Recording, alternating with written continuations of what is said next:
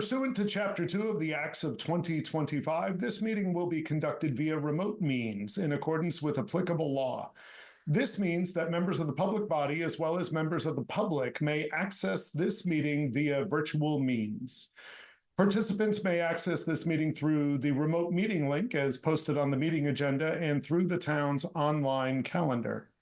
When required by law or allowed by the chair, persons wishing to provide public comment or otherwise participate in the meeting may do so by raising their hand or otherwise signaling their intent to speak. This meeting will be recorded. Please take care to mute your microphone unless you have been recognized by the chair. We will now confirm attendance of members. Please respond with present if you are on this call. And there are some names here I am likely to mangle a little bit. My apologies in advance. Matthew Vronka. Present. Ron Foisey. Present. Is Arnold Cohen here yet? No. Stephen Conti. Present. Sravan Krishna. No. Sudeep, is that an I or an L? Mighty? I can't read whether it's an I or an L on my sheet. I think it's an I. I believe it's Matey. Matey, thank you, but not here. Adam Farks. No. Khwaja Ehsan. No. Jacqueline Crow. And it looks like from your window, you heard Jackie? Doesn't matter, but yeah, I'm here. Okay, we can go with Jackie. That's just fine. Let me just update this. Hervey Ariani? No. And I am Ted Barker Hook, the current chair of the Zoning Advisory Committee. While it's not on my script, let's acknowledge staff present. John Gelsich, and I'm going to read the title, Director of Land Use, Planning and Permitting. Present. Present. For those who don't know, John has gotten a promotion since the last time the Zoning Advisory Committee met. So I thought I'd take a moment to acknowledge that, and we can give him some snaps. Thank you. All right. On our agenda for today is committee reorganization. That means chair and vice chair selection.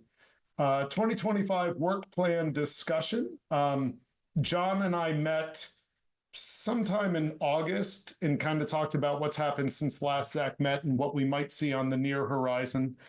And then discussion about public forum, which, unless we have a reason not to do it, is likely our next meeting where, at least part of that meeting, we invite the public to join us.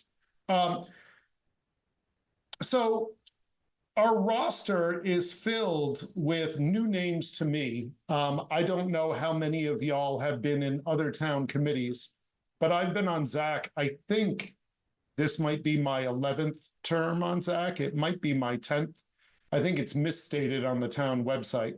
And I don't remember seeing a lot of you on ZAC. So I thought what might be wise before we even decide committee organization is make sure that there's a kind of common understanding of what the purpose of ZAC is. When I first signed up, I'm not sure that I knew what ZAC was. I just knew it was one of the entry committees in town. And so that seemed like a good place to start. Matthew Vronka is here, and I'm going to throw to Matthew in a moment. Matthew is our planning board rep on the Zoning Advisory Committee. And I believe you're vice chair of the planning board. Am I right, Matthew? Correct. Yep. So in a minute, I'll throw to Matthew so he can give us a little bit more how Zach might work better for planning board. But what we are is kind of in the title, and even so, it eluded me when I joined it. Our sole purpose is to act as advisors to the planning board. Any decisions we make ultimately mean nothing except we're recommending the planning board take a look at something, or we're recommending that we see approval for some proposal and we're passing it to the planning board with our recommendation. A lot of ideas about planning in bylaws, land use start in ZAC. Sometimes they come from this group. Sometimes they come from members of the public at the public forum. Sometimes they're handed down from the planning board. Could you guys please take a look at this? the biggest reason we exist is, as Matthew will probably tell us in a moment, they have an incredibly full docket with the planning board, with applications, with stuff we pass along to them, things that I even though I watch a lot of planning board meetings, I'm sure that there are so many things they do that I don't understand. So what we're able to do is take a look at some of the nitty-gritty stuff and take that off of their plates, so that by the time we pass things along, it has been, at least through our committee, vetted to a certain degree. We do have representatives from different boards. I am here also as the representative from the Conservation Commission, although I started as an at-large member. Ron is here from, I just blanked completely, Ron, on the title. You are here from? Chamber of Commerce. Chamber of Commerce. I knew it was the businesses in town. I blanked on the name Chamber of Commerce. I don't necessarily know the different folks currently on our roster from their different committees.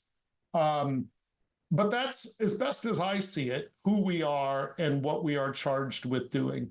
I thought I'd give Matthew a chance to talk about Zach and our work from the planning board's perspective, and maybe there's a little more he could give us. And then maybe John Gelsich, if you think I missed something important, you might be able to. No, you think I did okay. All right, so Matthew, if you could just tell us from your side, the planning board side, what you've seen from Zach, what we can do to be helpful. Sure. I mean, that's a good description of the board in general. There's a lot of Zach is definitely an important arm of the planning board and has been very instrumental in the foundations of many articles that have been for town meeting in the past, and providing insights and alternatives to the planning board. As you mentioned, there's not a lot of time during planning board meetings to really dig into details and discuss a lot of the nitty gritty of any more involved plans, such as what are the benefits of changing a zone from one to another? If we need to place something in town, what are the right spots and the impact on the area and the broader town for putting an overlay district here versus there? There just isn't enough time on the planning board without making the meetings very long, that have a lot of formal processes that we need to do as part of the town for signing off on different forms and et cetera, that we rely very heavily on Zach to be able to dig in, evaluate all those alternatives, look at different options and possible ways of resolving or changing wording in some cases, and feeding that back up with various alternatives, digesting kind of like what Zach sees as the pros and the cons. Sometimes the planning board decides to go a different route than what's proposed. Sometimes it's been very helpful to have multiple different alternatives, so that when it gets to planning board, even if Zach suggests this is the best solution, the planning board can say, can look at the other ones and say, oh yeah, we see why that was so much better than these other alternatives and how these all fit. So one of the things that the planning boards really liked, I think, is being able to see kind of like the runners up and understand why the solution that was chosen was really the one that was picked. And sometimes we go with that. Sometimes, we look at one of the other ones. But we definitely rely on all the discussion and all the insights. And oftentimes, we rewatch all the meetings to really look at some of the details of the discussions to inform our decisions when we make proposals for amendments in the bylaw or other decisions that we might have to make that we've deferred. Hopefully that helps explain how important Zach is to the planning board processes. So I'll throw it back to you, Tim. Thanks. And then again, just for the new members, we have not met in quite a while. And I think there were two reasons for it. The biggest was these 2 rounds of the MBTA Communities Act and bylaw. Zach spent a huge amount of time with the first proposal, which got voted down at town meeting in May. Was it 2024? It feels like a long time ago, but it might have been the May 2024. And then we picked it up again, and that was pretty much our sole occupation into special town meeting. And I spoke with John Gelsich after it got passed the town meeting, and Ron, maybe you agree. I was wiped out. I was pooped. There was a lot of time into that. There was a lot of emotion into that, at least on my part. And I was gassed. The other part was there really wasn't much else on the plate, and it felt like it was safe. And hopefully, Matthew, you guys on planning board didn't feel like we left you in the lurch.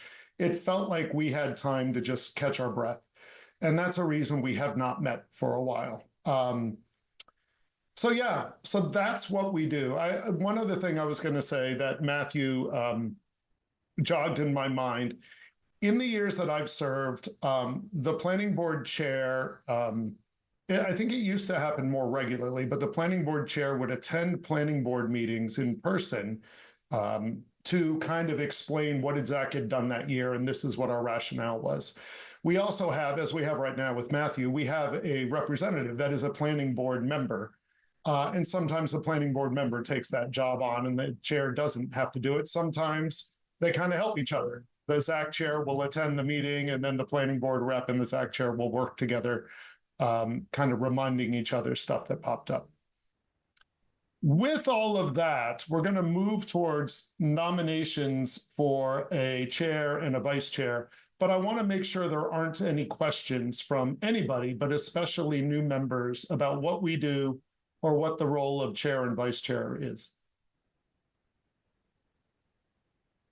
Those who don't know me, you might have figured out by now, I'm a teacher. I'm a high school teacher. And so those pauses right there, that's teacher 101. So I just want to make sure there's space. Nobody has any questions of anything. Okay. With that, I guess we will start with chair, and we will open nominations for chair of the zoning advisor. The term ends when, John? In August? September to August? Yeah, August 31st, I believe. Either that or July 31st. Forget. One or the other. Okay. Yeah. So for a term that is almost a year at this point, are there any nominations for chair? Through the chair, I'd like to nominate Ted Barker Hook for chair. That's kind of you, Ron. I'll accept the nomination. I second it. Okay. Are there any other nominations? Okay, so I think I know how this vote will go, but I feel like we ought to have a vote. We have a nomination and a second, so we're going to do a roll call vote for Ted Barker Hook, me, for chair for the next year. Matthew Vronka, Yes. Ron Foisey, Yes. Stephen Conti. Yes. I apologize if I do not do well with this name, but I saw that Khwaja Ehsan came in. If you could unmute Khwaja. Yes, Yes, and did I pronounce your name well? yes, Kaja. W is there to confuse people. So, Okay, Kaja, so the Yeah. W is silent? yes. Okay, I'm going to make a quick note, and then we'll resume voting. Okay, Jackie Crow? Yes. I am Ted Barker Hook, and I'll vote yes. Did anyone else come into the... Oh, I did. I missed Sravan Krishna. Yes. And Sravan, am I pronouncing your name correctly? Yes, that's good. Okay, great. And Okay. I think that's everyone who's in the room. All right, with that settled, I'll keep talking, I guess. We now need a nomination for vice chair. And I'd like to nominate Ron Foisey. Second. Thank you, Ted. You're welcome. Is that thank you and acceptance of the nomination? Yes. Okay. Are there any other nominees for vice chair? Seeing none, it's time for another roll call vote. Matthew Vronka, Yes. Stephen Conti, yes. Sravan Krishna, Yes. Kaja Ehsan, Yes. Jackie Crow, Yes. Ted Barker Hook is a yes. Ron, would you like to vote for yourself? Yes, I would. All right. Also a unanimous vote. We have our executive board for the coming year. Congratulations, Ron. Okay. The next agenda item is 2025 work plan discussion. As I mentioned to you, John Gelsich and I met for some lunch in August. And he and I talked about a few things that we know are on the horizon or may come on the horizon. John, I just have my notes from that meeting, so please jump in if you think there's further explanation that would be helpful to us. The first one, and I don't know, Matthew, I would imagine you know this one. Ron, I don't know if you know, buckle your seatbelts. We need to now offer an amendment to our MBTA communities bylaw. The proposal that left us and then went through some iterations through planning board and then eventually got approved at special town meeting, did not completely pass muster at the state level. John, rather than me trying to explain my short notes, do you want to give us a really quick where we fell short? Sure. So in the original proposal, we had two sub-districts. We had the upper Cedar Street and then the downtown. And there's a requirement that 50% of your district needs to be contiguous. So between two districts, one of them was at least 50%. But since we then approved the one that was kind of decided right before town meeting, that had three sub-districts, and one of those sub-districts doesn't make up 50% of the entire district. So we need to likely add properties to increase that sub-district or one of the sub-districts so that it is 50%. I've met with, and this is probably going a little farther into the weeds than expected, but I did meet with the state, and they gave me some suggestions, so we can definitely talk about that. And I think one of the suggestions was rezoning the housing authority property, and that is abutting the downtown property or downtown subdistrict, and that is an area that likely would make up the bulk of that 50%, and then we'd be fine without really changing the look of the district. But that's for later and more just detailed discussion. So, And was that meeting you had since you and I had lunch? it may have Concurrent, been. right around the same time? Yeah. Okay. Yeah. So what that's going to mean, board, is we're going to have to take a look at that again. We're going to have to propose some changes to the planning board. The planning board will have to discuss it. I assume ultimately they will put something on the town meeting warrant and the town will have to vote again. Importantly, and especially sometimes when we have members of the public, I think it's worth remembering, and new members, we are stage one in a multi-stage process. We are not the people who are ultimately deciding what the MBTA community's overlay is going to look like. We're step one in a 3 or 4 step process. But we are step one, so that's going to be probably first thing on our agenda once we get going for real good. Another thing John and I talked about is, and he's gotten some feedback from some other folks in town. Some years ago, I think right before I got on the zoning advisory committee, the bylaws were changed to make village apartments, my memory is virtually unbuildable. Certainly the barriers to making village apartments were very, very high. But there's been some talk in our housing crunch, in the state's housing crunch, in the nation's housing crunch, of trying to find ways to reduce that. So John and I were talking about revisiting the bylaw around village apartments, talking about resident A lot sizes and maybe reducing what those lot sizes needed to be, some ways to provide more affordable / attainable housing in town. This discussion certainly is going to have people on different sides. The knee-jerk reaction, and I understand the knee-jerk reaction, is more housing, is more people, is more pressure on town services, especially schools. John and I had a really good discussion about that. And once we take this up for real, we can, of course, explore some of those things. We did have, I hope a lot of you know, if not all of you, the state changed the rule over accessory dwelling units. Is that accessory? Anyway, dwelling units in town, those are now easier to build. which does offer some expanded housing opportunities, both from a landlord point of view and also residents' point of view.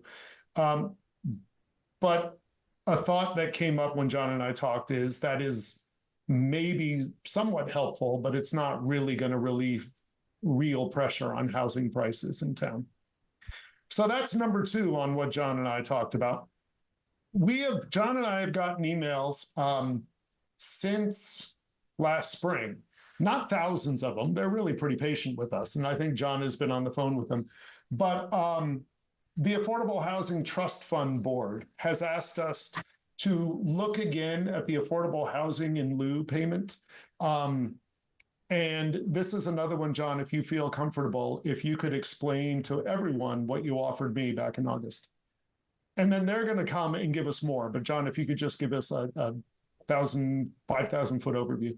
Sure. So we have essentially an inclusionary zoning bylaw, which requires affordable housing to be built at a certain percentage when you hit 6 units or more. There are 3 options that you have to provide that housing. One of them is building the unit as part of the development that the developer is building. That would be considered an on-site unit, and that's allowed by right. The other 2 options, you require a special permit from the planning board to have. One of those is to build a unit off-site, so not as part of the development, but they could buy a unit that already exists and fix it up, convert it to affordable, and then provide that as an affordable unit, or they could do it in a different development. The third option is to have a payment in lieu. And currently the calculation in our zoning for a payment in lieu is whatever the cost is for an affordable housing purchase price. And that changes based on interest rates and insurance and all that kind of stuff. Right now, that payment hovers around $275,000. Affordable Housing Trust Fund would get that money. So if the planning board were to grant a special permit to allow for that payment to be made instead of providing a unit, the Affordable Housing Trust would get that money and they could use it for affordable housing purposes. The issue is no one can build a unit for $275,000. So other towns have changed the calculation, and that's, I believe, what the Affordable Housing Trust Fund Board is looking to do. And we can get into this in more detail at that time, but it's basically flipping it and saying, what's the median sales price for a home in Hopkinton over the last 12 calendar months? Say it's $1 million. What's the affordable housing payment? $250,000. You subtract that 250 from the million, and now the new payment for a unit would be $750,000 rather than $250,000. It's meant to be almost twofold, right? Incentivize developers to actually build the unit, which is probably going to be cheaper for them, and the town then gets the unit without having to go through the whole process of getting land, developing it and going through all that whole process. But if the developer finds that balance, that it's actually more worthwhile to pay for that unit, then the Affordable Housing Trust Fund Board account will go up by a much more significant amount, which will then allow them to do more work with affordable housing, buying down units, helping income limited people in order to acquire housing, or however else they may use those funds for furthering affordable housing goals. So that would be the discussion, is likely changing that calculation for the payment in lieu. Great. Thank you, John. And again, I think our next meeting, we will have some representatives from the Affordable Housing Trust Fund Board visit us. Maybe as I think through things, amending the MBTA overlay and the affordable housing payment, hopefully we can work on those on 2 tracks at the same time and then move on to some other stuff. The last other stuff, and Ron, who's been on this board with me for a while, sorry, but there's still a pet project of mine that I have failed to even come close to solving, is a tree protection bylaw, some tree protection guidelines, some tree protection something. Years ago, one of the things that Zach did, and I don't remember, Ron, if you were here, you might have been one of your earliest, but we we were looking at what struck us is rapid development of solar farms, essentially, in town. And we were somewhat frustrated with where they were being put and how intrusive they may be in neighborhoods. And our ultimate answer was to go with a two-pronged approach. One, we succeeded in doing, and those who go to town meeting regularly might remember some years ago, 4 years ago, maybe 5 years ago, town meeting passed a whole series of new, I don't know if regulations is quite the right word, but I'll use it, regulations around establishing solar voltaic receiver stations, screening, distance from homes, buffer trees between the solar arrays and neighborhoods, all sorts of stuff. And we were really happy that that got passed. The second prong of that was to be some sort of tree protection, some sort of trying to limit just wholesale chopping down of acres and acres of trees. And we did initially come up with a proposal. Admittedly, it was not fully baked. And I think the planning board made the right move in saying this is not fully baked. There's too many questions. Let's not move this forward to town meeting. And since then, we've been kind of stymied. I've done a lot of research trying to see what other towns do around this. But I always, I get in a real bind when it comes to how do we measure trees? How do we measure what mitigation might look like for what kind of trees? What percent of clearing? All sorts of things like that. And I get lost. And a couple of years ago, I threw up my hands. And maybe the only good thing about the MBTA bylaw, I don't mean that anti-MBTA bylaw, just the time we had to spend on it, was it allowed me to just slide tree protection away because I couldn't come up with answers. So that was the last thing John and I talked about. And if that comes up this year, a different way of looking at it that John suggested and made some sense is look at our town, use Mass Mapper, try to locate what might be called prime forest land, areas of town where we have the thickest tree coverage or slopes are the steepest or wildlife is most precious. And perhaps look at a map that way and see if there's some sort of steps we can take there, whether it's some sort of overlay for protection, whether it is some sort of regulation. If you cut in these zones, here are the tree replantings that you need to do. Here is money to a town tree bank, which some towns do. But looking at a map to identify key precious areas of woodlands in town might be a new way to go about it, rather than looking at all property and saying, if you cut down trees that are 12 inches in diameter, regardless of property, that matters. Or if your property is more than an acre and a half, now you can't do as much. Those kind of things is where we kind of crashed before. And this might provide a new angle for us to look at.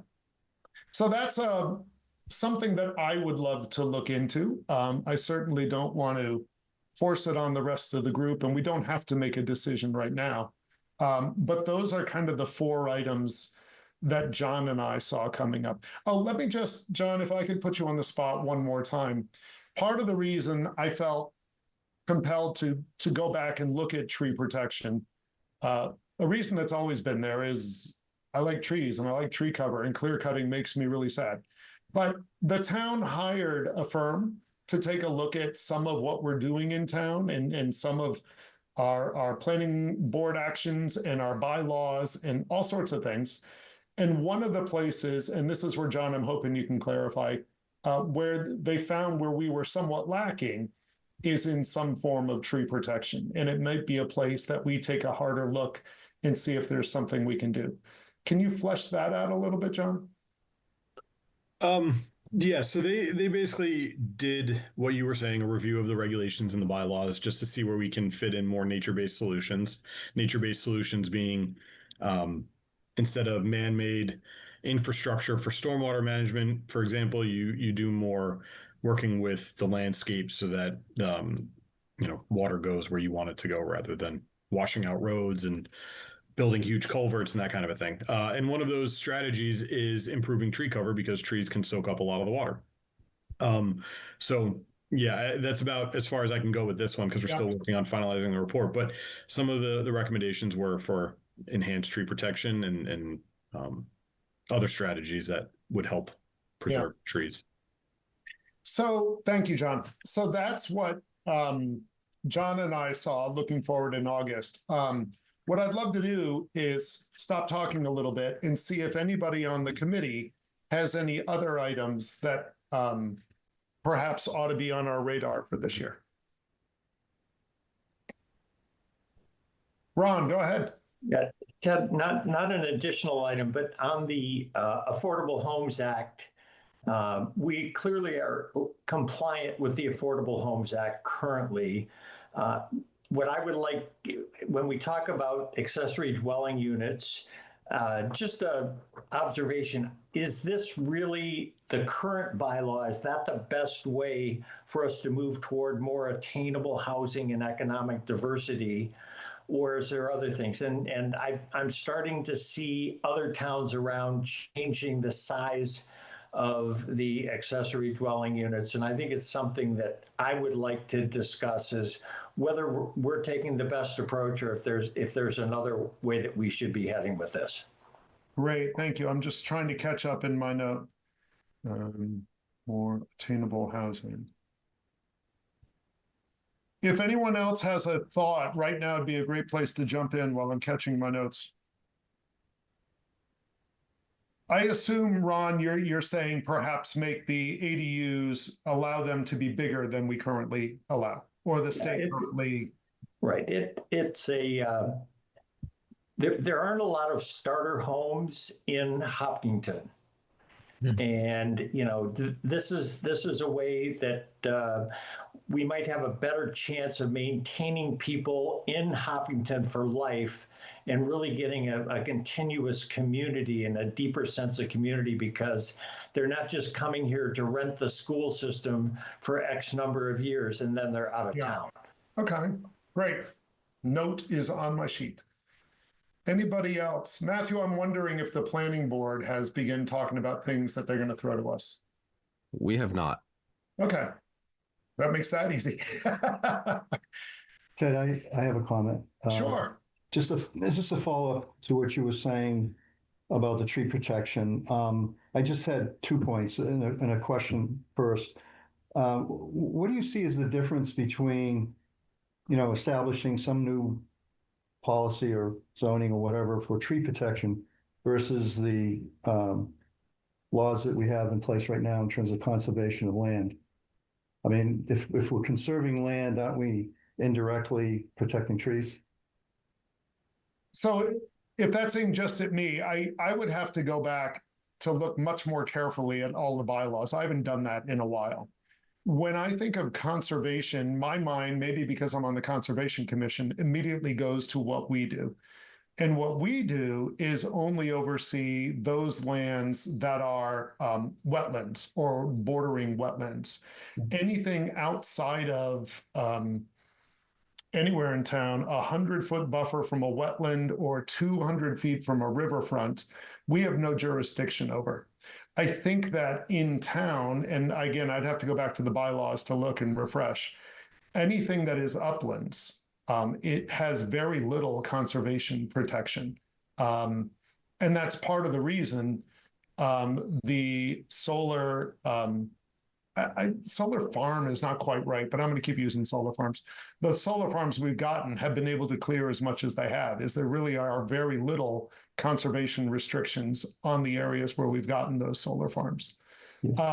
So I think it's a matter of looking at upland protection more because really the Conservation Commission has, I think, a pretty good handle on wetlands, riverfronts, and bordering areas. Yeah, is that helpful? Yeah, thank you. And the other comment I had is if you know, you are going to put an effort into looking at areas, as you said, where you know, prime area to, you know, preserve trees or whatever, I would say that it probably could be more focused because from a commercial standpoint, for example, like let's say you did have, you know, an upslope or a hill somewhere that look, prime, but it's facing north, for example, commercially, they're not going to be looking at property like that. So I think to your point, what you wanted to do could be sort of isolated to areas that commercially wouldn't be developed anyway. That could be really helpful. That's something that never would have popped into my head. And so that insight could be really helpful when we get to those discussions. So please, to use a cliche, put a pin in that so that it can come back out later on. Okay, thank you. Thank you. Are there any other thoughts, questions on what I've already raised, or other thoughts for things to go into? Okay, seeing none. One of the nice things about Zach is, unless you're the chair or the vice chair, there often is very little homework. It was really helpful to me when I was new in Zach to go print a copy of the zoning bylaws. I happen to like things on a piece of paper. They're very obviously very available on your computer screen or on your tablet, but for me, having them on paper worked. But one way or the other, I think if you want to look at the MBTA law, our restrictions on village apartments, lot sizes and residential, the things that I just brought up, it might be helpful to take a look and try to wrap your head around some of the zoning bylaws for those things before next time. I keep printing the bylaws and then my wife keeps cleaning up and then I have to print them again. Because again, I try to be very environmental, but a place I fail is I really prefer a book with paper pages and an agenda on pieces of paper. That works better for me. Paul, I think I see your hand up. I wasn't even looking for the virtual hand, but I think I ignored you. Do you have a thought? Or is that hand up accidentally? No, if that's okay through the chair. I didn't know if we were allowed to make a public suggestion for Zach to look into. I'm happy to hear something now, but I might then say, can you come back next week and flesh it out? But let's hear what you got. That's fine. I have a brief statement. Can I just read the 1 minute statement or so? Sure, I'm happy. Yep. I'm Paul Ostrander from 10 DeCarlo Road. I'd like to express my support for updating Hopkinton's approach to the new Massachusetts ADU law. Specifically, I think we should take 2 steps as a community. First is to limit the accessory dwelling units from being used as short-term rentals like Airbnb and VBROs. Second is to increase the allowable size from 900 square feet to 1,200 square feet. The state law that went into effect this past February was a very important step, I think, but it was written broadly for every community. Hopkinton is unique, like every community, and with larger lot sizes and a strong sense of history, we should make sure that this law is shaped to fit our town's charter, our character and needs. By prohibiting the short-term rentals, ADUs remain a tool to strengthen our neighborhoods and not destabilize them. And by modestly increasing the size limit to 1,200 square feet, we can give families more flexibility, whether it's helping longtime residents age in a place with more handicap and medical accessible units, or providing slightly extra space for younger generations who want to establish their roots here. And really, at the end of the day, this is all about continuity and community. We should ensure the residents are not physically or fiscally restricted so they and their families can thrive here for generations. Thank you. Paul, thank you. Here's what I'm going to ask you to do. Keep an eye on the Zach agendas, because I think especially with Arnold, with Ron also bringing up this issue, we will certainly probably talk about revisiting ADU. And if you keep your eye on the agendas, I'd love to have you back. I mean, you're welcome back anytime, but since this is clearly an issue for you, please come back and be a voice from the public for us.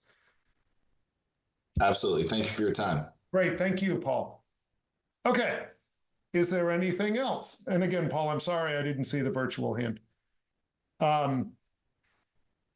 Okay, seeing nothing. I just caught, Jackie, you were just moving your hair, right? You weren't raising your hand. Okay. Seeing nothing, the last is part 3, and I think this is pretty short, unless, John, you have something else in mind. So last year, we didn't have a public forum at all. The idea of the public forum is John will put out I assume it's you, John, but maybe now you've got a helper who will do the legwork. But John will put out a notice to the town that the next ZAC meeting, here's the agenda, and it will include a public forum where we invite members of the public to come bring to us issues that they'd like us to take a look at. What Paul just offered us, and again, Paul, I'm happy you're here tonight, but that would be an example of the kind of things we get in public forum where someone might say, we think it might be time for you to look at this.